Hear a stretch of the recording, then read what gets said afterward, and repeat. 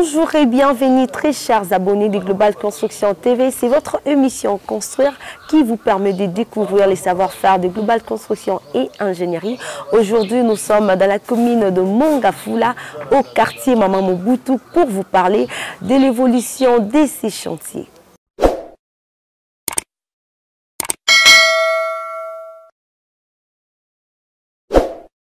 Avant vraiment tout ma solo ya lelo etali chantier au place tozali to rappeler bandeko que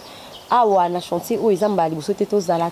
on a debi ya ba travaux jour ya implantation tozala a bomona ba image na page ezali jour ya traçage tosala émission ezali na page bandeko pe bolanda te boyeba que o ezali mbala liboso te lelo eza juste continuité ya misala nde toye ko lobela lelo na ingénieur eliki tulu ingénieur yebisa biso na nous déroulement ya misala na chantier oyo elekaki ndenge nini pe lelo étape nini bozo sala lelo.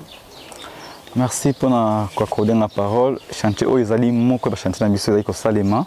tozali ne sengo pointer bino état d'avancement nango. Mais ya moto koma wana to kopesa juste moi rappel ou historique na bato ba na biso na nte que chantier oyo e bandaki na conception. Avant toute sa conception, il y a eu une étude de faisabilité où ils ont été effectués pour nous procéder pour nous faire un chantier. Et à petit donné, ça y a qui la conception à plan, on demande à client. Et puis, étant donné que nous on a un site, ils ont un bâtiment, ils ont coexisté, il fallait qu'ils démolissent le bâtiment pour que comment construire un nouveau bâtiment. La démolition a été faite une fois la conception on a mis au plan, ils ont été validé. Tout ça qui étude pour déterminer quoi le projet, pour la phase de grosse œuvre, tout ça qui engagement pour tout la fondation. Pour toute la fondation, tu procèdes qui comme suite. Tout ça l'implantation avec des appareils topographiques appropriés. Je pense que Bandeko Balandabiso, Bayebi, de quoi ce que je parle. Et ça, mon implantation, tu bandi musala terrassement ou fruit pour nous ça la socle la biso il y a fondation il y a bâtiment et tu que ça la maçonnerie de fondation en moellon et tout ça la longrine pour nous aussi ça musala la fondation au niveau de béton sous pavement étape de bosso la fondation et soit qui na sous pavement tu aussi si contrat na maître d'ouvrage et puis tu élis deuxième contrat et permettre de zones toujours dans le même terrain pour nous construire cette fois-ci une salle de maçonnerie d'élévation des murs en bloc créé. Et qui dit élévation des murs, c'est surtout pour un bâtiment en étage, ils allaient la maçonnerie, en bloc plutôt, ils allaient la colonne où ils allaient verticale, la poteau, soit bien avoir poteau, et il y a aussi des poutres dans le sentier où ils allaient la forme ou dans sens horizontal. Donc, la maçonnerie, tout ça en bloc, où ils allaient en cours, et la colonne, ils allaient déjà, vous savez comment on a de part et d'autre. Et ça mis et pas poutre ils allaient déjà ils allaient en cours parce que c'est que ça la ferraillage d'ango que ça la coffrage et puis que couler ango le tout dans la troisième semaine il y a musala auto ça déjà depuis toujours tout ça traçage pour la maçonnerie parce que avant tout la maçonnerie tout ça vient déjà puis ndenge site zalaki terrain zalaki vide il y avait un béton déjà du pavement où ils allaient couler sur la surface qui est plan nettoyako banda maçonnerie tout en commençant à traçage, tu déterminer la dimension à pièce et puis tu déterminer l'alignement, comment le bâtiment où il faut placer la pièce dans le bâtiment. Et batongi batinisi asali musala ya maçonnerie et puis bakuli ba colonne tout ça ko évoluer pour que tout si ça musala ya ba poutre na biso oyo ko recevoir dalle parce que la poutre wana autozali ko sala je pense que ils ont un niveau ya ferraillage na moment oyo je pense que quelques jours après ça la coffrage après coffrage net au couler mais surtout au couler la poutre net au couler en pas dans l'ensemble tout couler nous se mettre au juste une partie et ça couler na béton une autre partie qui est vide pour permettre que tout ça l'idéal ma bende tout ça là où bah de faire utiliser dans nat na biso ya dalle il va plancher et c'est accroché pour que yango servir pour un appui à dalle. Voilà l'étape en cours les étapes de maçonnerie élévation en bloc créé pour un bâtiment où ils allaient en cours et on a rappelé qu'ils allaient bâtiment R+1 étage moko donc rez-de-chaussée plus étage moko et on devait faire ça dans chantier. Voilà, si dans mais tu allez en cours, je pense dans quelques jours tu aussi ça me semble parce que depuis tu banaki yango tu sali déjà au zali je peux dire tu évolué à 85%, ce qui reste le 15% ils allaient aussi ça coffrage et ferraillage coffrage et apôtre autres que ça la soudal ou ils la couler une partie aussi que la pour recevoir dalle. Et maintenant que le bi ba étude ya faisabilité état des lieux na ko lo bango na ba site où est libre les vide bande ko ba komi tout na mais lobi les bâtiments là qui déjà na lié yango ba démolir yango est-ce que fallait ça la grâce sous étude wana importance dans combien d'années? Merci déjà que ça l'étude de faisabilité et ça une étape très importante autour que les KT ou ça qui tout ça yango parce que musala nyonso ezala ya bâtiment ou musala ya même bandeko baza na médecine ou baza na ba domaine mususu pour asala musala esengeli asala étude malamu analyser yango surtout tali tozongi mamuke sima totala ke ba projet be na Congo na bis na Congo na RDC na Kinshasa et abutisaka te ou bien comment inachevé parce que ba étude ça ya maraté. Je donne un exemple. Mon bandeko bazui projet, bazui mécanicien kosala par exemple non batonga basa chaussée, hein, basa la route pour permettre bandeko ba circuler librement. Mais avant basa la nzela wana basali betidité, ba yebanzela to sala wana. Toko canaliser mai nango parce que so basali nzela ils appellent ba ouvrage d'assainissement oyo esengeli kosala ko jouer pour que mai za canaliser pour ennemi nzela na mai. C'est juste un exemple. Ceux qui passent l'étude dans malamu te ndenge ba ko driner mai wana ba ko canaliser ngo et ba yibi pe et aussi musala wana bato ba vanda na quartier wana obena na coin wana pour ba kende d'un point à un autre le cas ils a déjà musala salema ba ko leka pa wapi ba kende kuna mi tuka oyi etambola na nzela wana kende wapi donc toutes ces études faut salema wana eza betide eza aspect moko après mususu eza ke betide ka kosala musala na fuba yeba voilà et osala musala oyo esenga photo ba kuna ngo mais faut ba facteur nyonso oyo oza prise en compte pour que musala ne sayo malamu parce que ku wana ce qui utilise sayo malamu te ba yeba tendeni ba déterminer ku ya musala ba tendeni ba yeba te ba facteur nini ba ngo ba oza en compte pour ba savoir réaliser projet wana ba yeba te quelles sont les difficultés oyo ba ko faire face na yango donc pour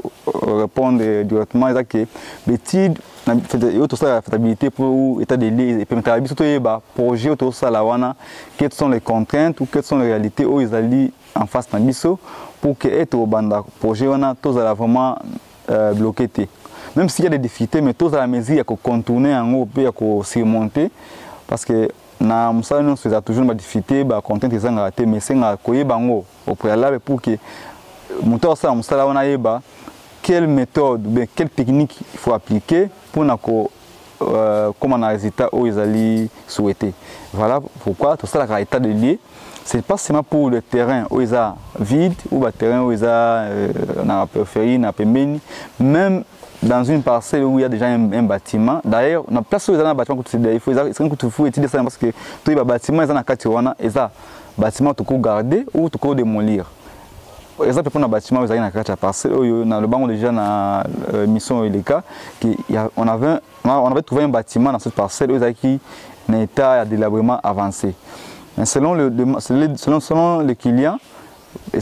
qui est au garder le bâtiment tout en renforçant la structure du bâtiment, on a pas tout comme en étage. Mais étant donné que tout ça qui est de la faisabilité, tout ça qui est l'état de lieu avant tout ça, tous les engagements, nous avons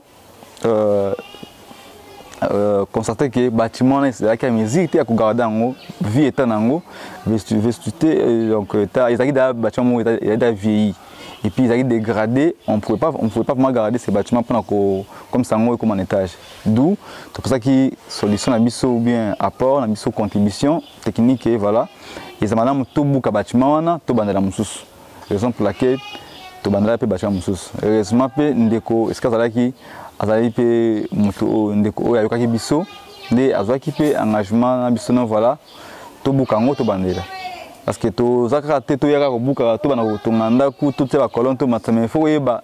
finalité nango et puis ko yeba résistance loko bino bo sali wana o na obino bo kutina obino bo no sala soki ozala vraiment na compatibilité Donc voilà, en quelque sorte, étude, on a la faisabilité ou état de lait, ils ont mutuya. Mutuya quand le bagage voilà, na le pas on a ils ont telle dimension, mais surtout pour ta dimension parcelle, tu y rappelé non seulement dimension parcelle, tu vas appeler je vais dire, tu vas appeler content sous d'autres réalités, telles que accessibilité, peut-être configuration. Déjà terrain on a remarqué à travers l'émission que le bâtiment est dans décalage. Donc, si vous avez un salon, comme à niveau je te expliquer que dans le salon, il y a un décalage. Dans le salon, dans la cuisine et puis cage escalier, ils ont un niveau différent. Ils ont différent dans la chambre. Pourquoi? Parce que les terrains sur lesquels nous avons travaillé, ils ont en réalité autre. Ils ont qui construit le bâtiment tout en respectant cette configuration. Donc c'est grâce ou bien à travers l'étude de Salaki, au départ, on peut procéder pour aboutir à un résultat. Sur pour comprendre l'importance de l'étude de la faisabilité, ils ont caractère pour le salon, dans le site où ils ont vide, mais dans site, ils ont un bâtiment déjà pour ça là, étude de la faisabilité. L'ingénieur, dans le lobby, au sali décalage par rapport à salon pour que la pièce me sous la moins différence moi on a profité d'occasion et puis ça ma pièce ni te retrouver à la site. Oui déjà ils a dit le boss te pour expliquer la pièce dans un bâtiment mais ils a pour devoir ya ko lo baomba na parce que comme ça là qui a débuté à ninga na mission il faut aller oui tous allés na terrasse jour, ils ont dit terrasse wana. Maintenant là nous sommes devant le bâtiment et tout le monde peut voir comment ça se présente. L'entrée principale est à ce niveau là, il y a une très grande porte, la terrasse jour et il y a une fenêtre qui donne au salon. À partir d'ici nous avons la cage d'escalier. Escalier na biso izawa, il y aura peut-être une porte ou bien grille moto placée pour permettre que les bazala vraiment l'inquiétude à protéger parce que je rappelle que ce sont des appartements où ils allaient c'est un appartement pour le propriétaire, mais en hauteur nous aurons des appartements pour des familles. Donc c'est une des bâtiments vraiment pas déranger donc c'est pour ça que nous avons prévu une entrée là-bas, une autre entrée ici, rien que pour les gens qui vont aller en hauteur. Donc l'escalier, ils allaient awa, nous avons laissé déjà le bar d'attente pour permettre que votre romatawa base déjà la possibilité une fois qu'on continue à accéder autre prévoir comme porte ou grille,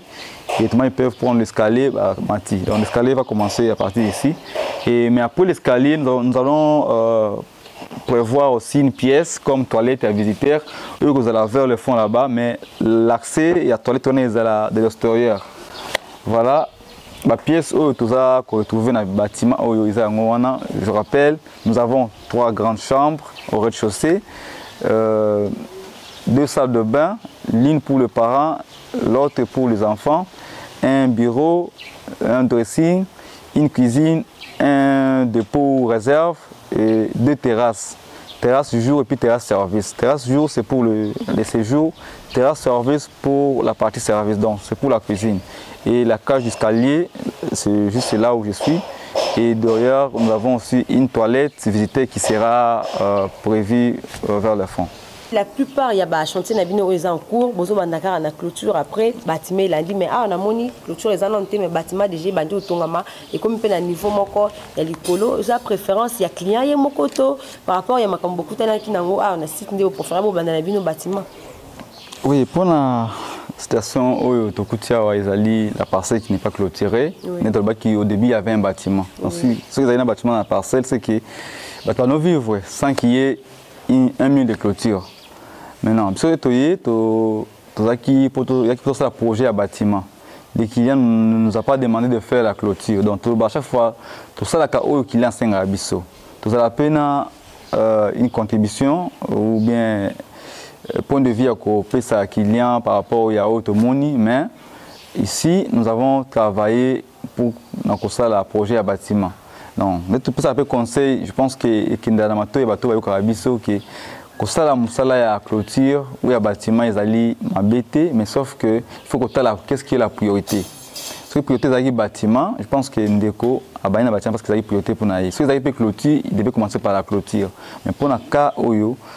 priorité est bâtiment, il y a un bâtiment qui est nango. Je pense à comprendre que ceux qui peuvent abandonner la clôture, les lots il y a ici la langue mais il y a comme un niveau il y a bâtiment OT. Pour dire que bâtiment est tongama, clôture est mais et ton ici bâtiment est avancé. Donc ceux qui peuvent abandonner la clôture, on se peut bon il y a qui est à la sous un niveau où tu communauté. Donc, ils allaient m'habiter comme ça la clôture du bosso, ou bien comme ça le bâtiment du bosso. Sauf qu'il faut qu'il y ait la priorité zanini ndé au sali. Voilà. Moi, quand je suis misala na ye, la construction, il y a global construction ingénierie, il y a société à construction. Est-ce que vous avez un montant fixé pour la misala que fondation est en autant, clôture est en autant pour aller la misala, aller au cours de pour répondre à Corona, je pense que là, la première fois que tu as sa précision par rapport à montant où on va tout dans le biso. Ici, tout ça, la demande d'abord au client. Le client a sa demande, a la X ou Y. Biso, à notre niveau, tout ça, magicien, tout donc, il faut mener une étude. L'étude, on a permis d'expliquer que analyse tout ça au début pour te quelles sont les contraintes, comment procéder pour arriver à un résultat final. Surtout ça, il y a une difficulté, ça peut être étudié, ou bien musala, quand même là, qui musala avancé, ou bien beaucoup de difficultés ou bloquer bino pour avancer. Donc, essayez que ça la étude pour un projet de construction. Essayez d'abord faire cette étude de faisabilité ou l'état des lieux. Et la demande à client des architectes à projet avant projet on a total ici client à ça que c'est bon à ce appel là aussi à revoir on peut revoir rapidement et puis tout définir le plan d'exécution ou tout mettre en pratique après tout ça l'évaluation à coût à projet ndako vous allez à 3 chambres mais on a mis à 3 sites différents et on a mis à 3 terrains différents, le terrain aussi différent, mais ils ont pris mon côté. Parce que beaucoup de gens ont des contraintes où ils ont un terrain où ils ont été. Beaucoup de gens, quand je parle de contraintes, donc déjà, en réalité, ils ont englobé nous. Donc, toutes les maisons de 3 chambres n'ont pas les mêmes dimensions, n'ont pas les mêmes réalités et ne doivent pas être construites de la même façon. Parce que, c'est difficile à couper ça prix lorsqu'on n'a pas un plan, on n'a pas mené une étude pour un projet naïe. Donc il faut tout ça un plan, tout ça un terrain naïe, tout ça de vie ou to évaluer projet on a tout talisi kunango. C'est simple. Donc tout ça les nous ne sommes pas encore à mesure à évaluer le projet belé pour évaluer pour le projet et s'engager autant le projet et s'engager autant non. Tout ça, le projet, la demande à client. Et pour tout ça, les lots, sur côté 100 francs. Nous n'avons pas dit que les mêmes projets, tout ça, pour Madame Marie ou Madame Mireille, après 2 mois ou après une année, que les mêmes projets à 3 chambres, tout ça, qui pour M. tel ou Madame tel, et écouter les mêmes montants pour l'autre personne, tout ça. Donc, c'est tout ça, la demande à client, tu évalues en haut, tu évalues plus en haut. Il s'engage si ceux qui sont prêts ou prêts, soit à Mobali, soit prêts à Bandi. Ceux qui sont prêtés à Zui, idée, maintenant, ils se préparent. Mais l'idée, c'est de bouche à l'oreille. Nous avons combien? La réponse est bon, on a combien? Dans 5 chambres, combien? Nous n'avons pas de prix ou bien tableau de prix pour la clôture. Mais sauf que toujours ça, l'évaluation, il y a ça là, la demande à client. En fonction de la réalité, il y a est-ce que tout ça, les matériaux pour utiliser, tout doit être pris en compte. C'est une occasion pour moi de préciser que tout ça n'a pas de détails pour le moment. Ce qui est pour te permettre de vous les détails bien, mais pour le moment, nous sommes vraiment incapables de vous donner ces détails-là parce que nous ne voulons pas donner des informations erronées. C'est un prix imaginaire, après, le but de s'engager dans un projet X ou Y, après, c'est montant. Donc, nous devons évaluer le projet. Il faut affronter. Peu importe moment akobanda musala na ya osala ku ya musala ekobanga sa yete mais akoyeba nini fa sala et puis fa sala ndenge nini donc yango wana bato ebele bazo beta bandeko biso ba sasa bango ba erreur ese voilà ndako to chambre so pesi ngai 5000 na tongango ba pe 5000 yango ato abandi kaka boye na fondation ala ndako ya pensete donc c'est ce qui empêche bandeko ebele ba tonga mais ce biso peut-être va les rater maintenant en France ou c'est pas nous avons depuis au mètre carré si vous appelez l'acheteur vous lui demandez comment construire un bâtiment à telle dimension il va vous dire autant de mètres carrés c'est autant absolument montant mais biso tout ça la bon côté parce que les prix ce n'est pas au mètre carré mais les matériaux que nous allons exploiter pour mettre en œuvre les réalités à terrain et puis d'autres détails où nous avons besoin et c'est ça la estimation de évaluer au départ mais pour évaluer tous ces éléments là c'est tout un plan il y en a qui ont conçu par un architecte et puis tout est tout ça la parce que la content et qualité la réalité du terrain ils en ont côté voilà bandeko balandinga na bukebi ba ko ça analyse et puis ba comprendre d'autres conclusions question on a obtenu je pense que c'est vraiment clair pour bandeko ba yeba. Mais nous serons toujours là pour répondre à la question liée dans ça pour que comment ils doivent procéder pour aboutir à un résultat madame. Si on comprend un ingénieur il a expliqué la question qui a pris il y a misala il y a construction ou comprendre que misala eza likambo ya kokoma sur les lieux pour comprendre nini ekosenga combien ezaka na montant moko fixe. Ingénieur Eli na moni bamdeko bazotia bama bende belé kuna likolo na étape beaucoup na importance na vraiment eza nini et puis place na tozali chantier oyo na utilité mais nazo mona propreté moko makasi eza mutu pas ko fana na sans qu'il a se déranger c'est quand na bino vraiment eza nini. Non, non, répondre pour nous bende on a autre expliqué dans le départ que dans le début à émission que tozali ko ça la maçonnerie et élévation de murs en dehors cré et qui dit maçonnerie et élévation de murs c'est surtout pour un bâtiment tozali ko ça la étage tozali ko ça la totonga mur na bloc na biso il y a 15 et puis après ba mur totongi il y a des colonnes où ils ont déjà coulé les colonnes ils ali ba poteau où ils ali vertical ba ndeba ont déjà et puis ba colonne wana ils ali en béton armé. Béton armé c'est-à-dire quoi? Il y a des armatures, la barre de fer, ils allaient na kite, c'est pas pour couler, ça la coffrage pour couler béton. Et on a ils allaient la barre de fer ou la armature, tout ça déjà, squelette nango pour ça la coffrage et puis te couler la poutre. La poutre na biso, ils allaient se reposer sur la colonne. Donc la colonne ils allaient verticale, la poutre ils allaient horizontale. Ce sont des poutres où il faut recevoir dalle. Donc dans tout ça là, on a puis la colonne mais la colonne on avant d'aller ça la colonne faisait un poutre pour soutenir les années appui non je veux dire support pour dalle les colonnes mais donc nous avons d'abord des colonnes verticales et des poutres horizontales dans les colonnes. Il y a des mutalaka, je pense que mutalaka va congolais qui mutalaka ils ont zété ou makunzi et puis ils ont traverse. Donc pour nous les poutres jouent le rôle de traverse avant de recevoir dalle la biso au plancher. Voilà, mais étape pour eux ils ont maçonnerie et maçonnerie ils sont déjà complètement ici. La colonne peut s'aminer dans souka tout ici. Où ils ont ça poutre. Ils allaient en cours, mais tout ça la ferraillage ils allaient au carrément bende wana mkangango et botia ngo na forme des escaliers ils escaliers wana je pense que non barre de fer autour wana ils allaient juste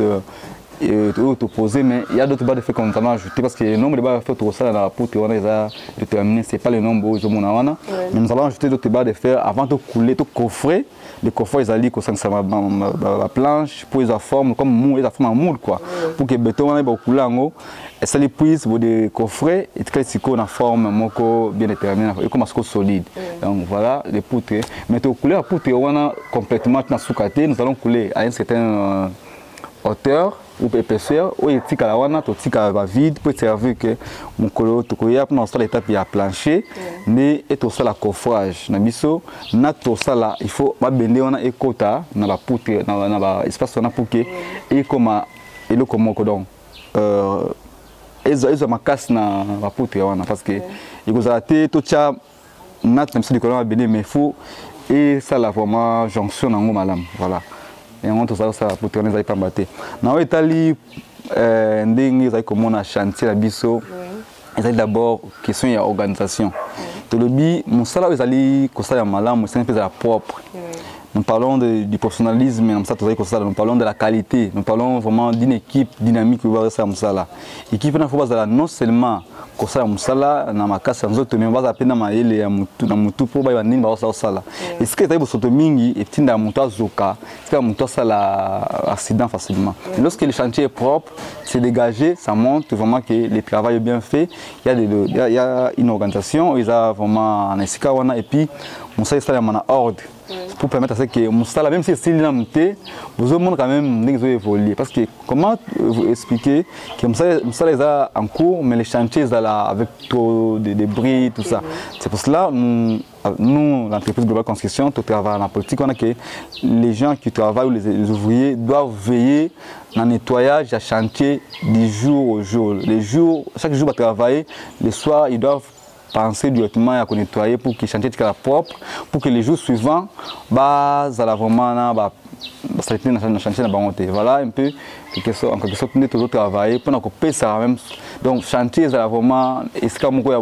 parce que le chantier est place à ma banga, mais nous avons au moins un endroit pour mettre ces histoires, mais le chantier doit être vraiment propre et respirer parce qu'il a pu sous ces maladies, à pas pousser, donc pour nous, c'est notre politique, notre seul bon pour permettre le chantier à toujours dégager. Je vois qu'il faut que vous un salon pour que tu aies couloir, ils ont un moins décalage, mais effectivement, tu as mon ce que vous expliquer le décalage en web pour la nuit. Oui, décalage, ils allaient pas battre, tout ça na tina parce que déjà tout ça qui na configuration, c'est vrai que na début ya bâtiment ils allaient moi l'écolo, na côté à Simakuna ils allaient na C. Na poto épuisé pantoana, to senga ki to travailler en forme de gradin. Donc tout le monde qui nous connaît par exemple nene to kabola d'un côté to za na niveau moko bien déterminé, de l'autre côté to ko décaler ngo. Raison pour laquelle na salon awa hauteur na biso souda les à 3 mètres parce que déjà to allez to décaler salon na cuisine. Na ba chambre sous souhaite que na ciment d'un bloc ou d'une brique. Parce que les alliés hauteur il y a environ 18 cm ou 20 cm où soit où tu as salon pour qu'il y ait un service ou na partie nuit ou dans la chambre na partie à Kokita d'un cran et puis directement à donc toutes les chambres dans la partie nuit ils allaient décaler na papier sous tel que salon cuisine pour que tout épuisé par sinon tout cas que vous avez même hauteur partout, même niveau partout. Maintenant, on a des voies à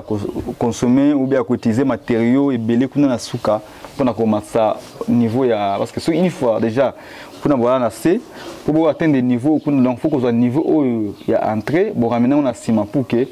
vous ayez un niveau égal. Mais pour notre cas, tu évites qu'il y ait un pour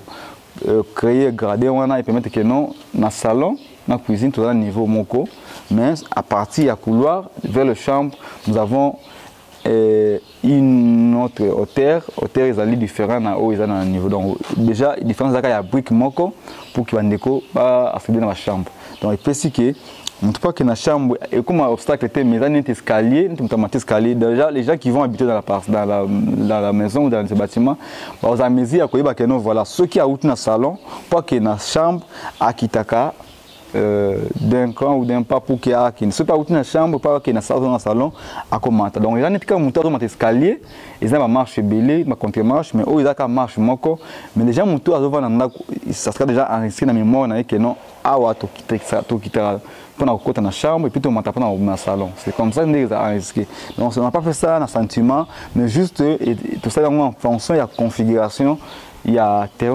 et puis tu travailles pour éviter trop de consommation de matériaux. Merci ingénieur Eli pour nous détailler sur le PCBISO. Ingénieur, notre début le bac qui bosse à la il y a faisabilité, mais il y a des liens pour nous contrat, mais ramener les na chantier avant Bobanda. Mais quand ça biso difficulté ni beaucoup de temps na chantier. Ouais, merci. Nous sommes dans la difficulté, bien que nous sommes dans la difficulté en émoté et qui c'est naraka. Mais pour être sincère, dans le chantier oyo. To sali musala difficulté pour ma majeure exaté na ba qui na début qui tout ça la étude effectivement il y a ba content ba difficulté non seulement ça ko yeba ndenge to ko procéder pour ça musala wana donc so déjà beau 8 ans ko étudier projet difficulté comme en réalité comme en normal donc nous n'avons pas de difficultés parce que déjà pour la maille nous avons un robinet et tout ça les cas il faut qu'il y ait une citerne na biso pour tout stocker maille tout utiliser accessibilité nous sommes non loin de la route de Matadi pour tout comme donc je pense moins de 200 environ 200 mètres il y a route de Matadi pour tout comme donc na moins de difficulté vraiment parce que là tout ça déjà pendant la fondation élévation on est en cours les aussi là tout comme au niveau ya dal tout ça que voler difficulté majeure en augmenter pour nous vraiment correct tout ça on travaille donc et tin na biso permettre biso to yeba nini to sala ndenge ni donc tout ça déjà bien préparé moralement et physiquement na ça to sala pour que tout ça là madame voilà mais en termes de difficulté tout côté na difficulté maté musa tout ça là ouais ça oui c'est qui salem et puis procédure na ça normal on est là on dit que non on avait démoli les bâtiments qui existaient dans la parcelle tout démoli en haut et puis tout dégager ba débris wana tout ça li fouille na biso les avons difficulté ça réalité musa ne tamboli tout comme niveau haut. Et puis du reste, collaboration faisait bien avec client ou mettre de voix dans biso, toujours collaborer bien, dès que tu travailles chaque étape, toujours qui est progressivement, nettement tu travailles à 5 minutes ça là de vie pour aller bas comment non déjà de vie à dalle ils allaient déjà mais je pense à 5 minutes actualiser en haut pour te y bas normalement auto commission faut ça la dalle dans un mois ou dans 3 semaines par exemple et c'est ngeli as abongama wengeni mais en quelque sorte toujours travailler vraiment na boyokani ça peut connaître que les binas sur mon même je peux faire des commentaires mais c'est important image za otali sabino musala ndenge stalemi na bandeko bazako sala na bonne volonté surtout détermination za kat na bango et aussi professionnalisme surtout parce que baza bango mon karaté baza assister par un ingénieur ou azali na bango en permanence pour que musala o sta mandenge le ngobani parce que si musala ça est maintenant ingénieur je pense que non c'est vraiment ordonné mais si azali kaka bongo na ndenge na je pense que non vraiment la pérennité la différence so moni cadre oyo na état oyo propriété zali ordre tout ce qui est vraiment fait na ndenge sengeli c'est parce que nous avons toujours un ingénieur en permanence dans le chantier pour veiller à suivi contrôle et à il y a une directive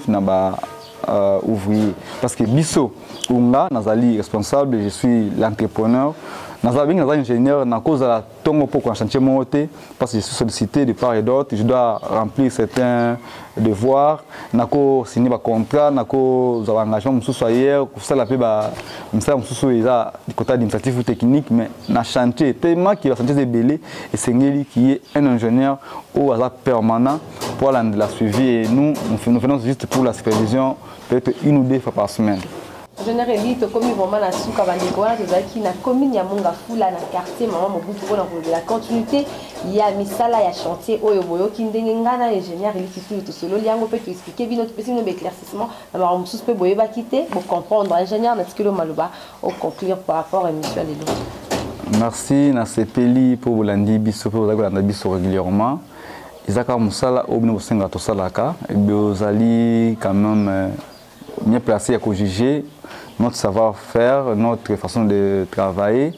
et puis surtout les résultats que nous fournir pour ça tout ça. Je pense que ceux qui les intéressés bango tout ça ouvert et à répondre à besoin bango. Je pense que les babinga biso batungisama notre un téléphone selon les ressources babinga biso. Mais c'est pas dit que ce soit une fois invité qui est à Boykoyamba, ça peut être une occupation de que par exemple bengi a invité tout biso tout ça plus sur le terrain qui est dans bureau et on a la journée so bengi biso ya invité et ça vraiment ndenge BT vous biso kabanda na bino benga biso il faut benga biso tout invité écrivez-nous, nous allons répondre et puis tout ça l'effort, vous avez rendez-vous pour tout cela et puis tout discuter ensemble, tout ça bino ba réponse, tout na bino. Voilà, na oyo tali musala bino kande beaucoup juger et puis tout ça dit qu'on peut ça merci na bande que nous allons soutenir biso d'une manière ou d'une autre tout ça comme ça là au bosser na biso et puis tu s'améliorer au fur et à mesure bino peut besoin soutenir biso na conseil na bino pour que global construction qui est liboso et aussi Congo na biso etongama parce que etongama raté na effort na ngai mais eza effort na ngai na bino biso nous surtout ça la bon moko pour que musala qui liboso donc faites confiance aux entrepreneurs congolais surtout ba jeunes ba entrepreneurs au bazali ko sala musala pour na fierté tous ay belé na félicité ba ndeko bazali ko sala musala ka ya construction dans même cadre au bazali ko évoluer na logique ya malamu au bazali ko sala musala na bango sans complexe et base toujours continuer en ligne wana au bazali ko comme modèle p tous za ko encourager bango parce que biso p tous za modèle quelque part où to se référer pe na batu mususu biso pe to za ouvert na bandeko to bazo ya sima ko sala pe ya bango la structure pour passer à la construction, surtout qui est commis moi marché moko inondé, bah commis belé, mais vous qui nous suivez, faites aussi un effort de faire un bon choix avant de benga ndeko isuigre passer à musala boyeba à quoi il va vous servir, quelles sont ses qualités plutôt, et puis boyeba pe résultat ou parce que bozo j'ai biso mimi na prix ou na montant où ils apprennent musala mais autre la paix mimi qualité à musala tokofoni bino puis na esaleli nde ko songa bindon musala esala malamu les arabiens ceux qui sont malamu malgré ata misio 100 francs ou 200 francs mais esala malamu pour que yo ndeko misi makoki ezala vraiment satisfait. Merci et à la prochaine.